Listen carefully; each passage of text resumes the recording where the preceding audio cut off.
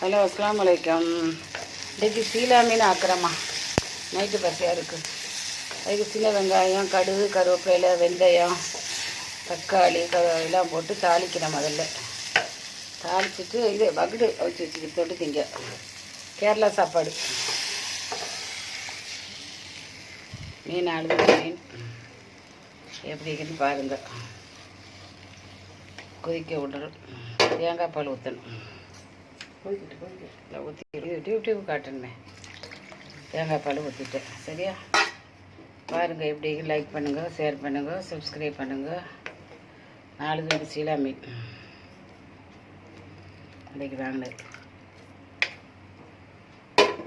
உரப்பு கொதிச்சுட்டா சரி வந்துடும். அதுக்கு தொட்டுக்கிற வகுடு ராத்திரி பசியாரு.